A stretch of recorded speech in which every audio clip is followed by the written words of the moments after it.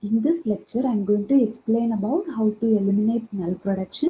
That is elimination of null production with example. If I want to eliminate null production from any grammar, first step I have to substitute that null production in all nullable variables. Then I can remove that null production. So I'll be explaining this with example.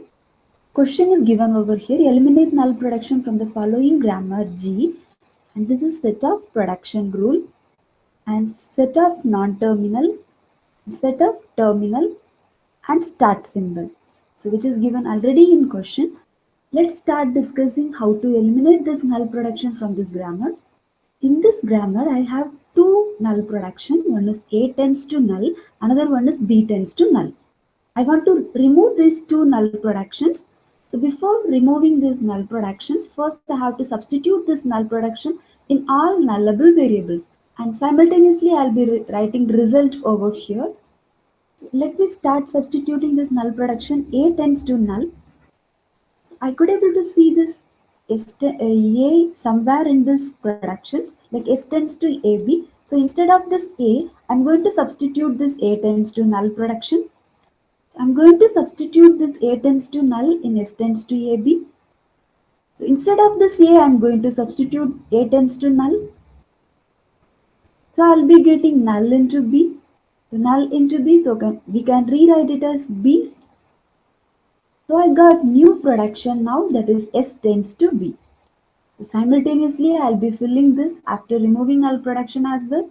So in this, same non-terminals will be used. Yes, A and B. Same input symbols will be used 0 and 1, and start symbol will be same as like which is given in question. So it is yes. So productions also will be writing same as given in the question. In addition to that, after substituting null production, we'll be getting new production that also will be adding that. So let me rewrite all the productions which is given in question except null productions, because we want to remove those null productions. So A tends to null, I'm going to remove. And then I'll write A tends to 1. And B tends to null also I'll remove. I'll write only B tends to 0. Now I found one more production S tends to B, so that I'll be adding over here.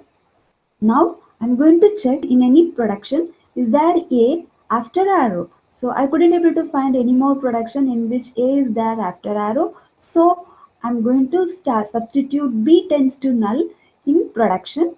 In S tends to AB, I could able to find B after arrow. So in S tends to AB, I'm going to substitute this B tends to null.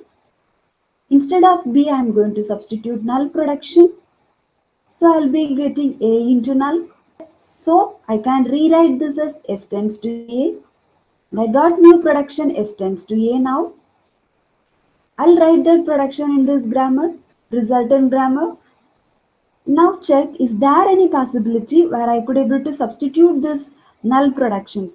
So directly I could not able to substitute anywhere, like S tends to AB I have. There is no more production in which after arrow A and B is not there. But indirectly I have one more production here, that is S tends to 0S. So instead of S, I can substitute S tends to A or S tends to B or S tends to AB, and indirectly I can able to substitute null production as well. So I am going to substitute null production in S tends to 0S. So let me start with S tends to 0S. Instead of this S, I can able to substitute S tends to AB, or I can able to substitute S tends to A, or I can substitute S tends to B. So suppose if I substitute S tends to AB, then my production will be 0AB. Now instead of A, I have two possibilities. Either I can substitute null or I can substitute 1. As I want to remove this null production, I am going to substitute A tends to null. So I'll be getting 0 null B, so I'll rewrite it as 0B. The remaining I am writing it over here. Now I got 0B. Instead of B, I have two production, B tends to null or B tends to 0. Instead of B, I'm going to substitute null production because I want to remove this null production. So I'll be, after substituting this null production, I'll be getting 0. So S tends to 0 I got. New production which I got now is S tends to 0. So I'm going to write that new production as well in this resultant grammar. I couldn't able to find any more productions in which I could able to substitute this A tends to null and B tends to null directly or indirectly. So now I could able to stop this. So this is how we have to remove null production. And after removing null production, I got this resultant grammar, which is given inside the box.